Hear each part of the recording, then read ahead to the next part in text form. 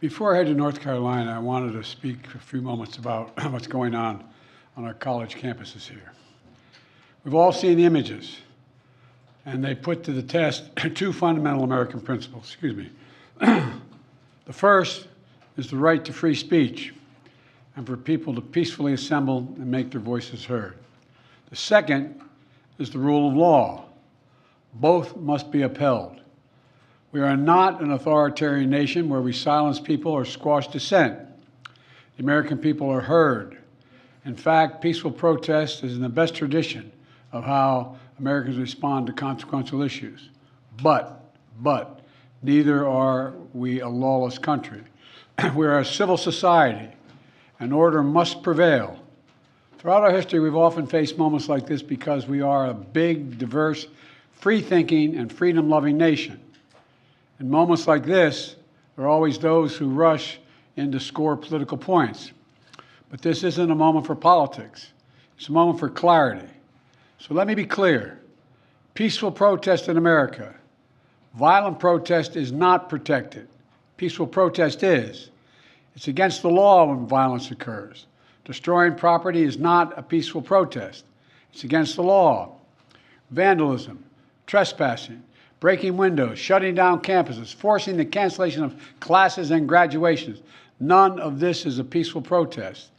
Threatening people, intimidating people, instilling fear in people is not a peaceful protest. It's against the law.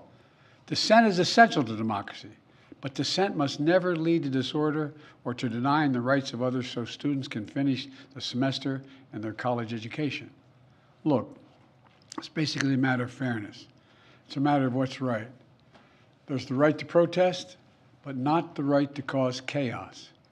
People have the right to get an education, the right to get a degree, the right to walk across the campus safely without fear of being attacked. But let's be clear about this as well. There should be no place on any campus, no place in America for anti-Semitism or threats of violence against Jewish students. There is no place for hate speech or violence of any kind, whether it's anti-Semitism, Islamophobia, or discrimination against Arab Americans or Palestinian Americans. It's simply wrong. There's no place for racism in America. It's all wrong. It's un-American. I understand people have strong feelings and deep convictions. In America, we respect the right and protect the right for them to express that. But it doesn't mean anything goes. It needs to be done without violence, without destruction, without hate, and within the law. You know, make no mistake, as president, I will always defend free speech, and I will always be just as strong in standing up for the rule of law.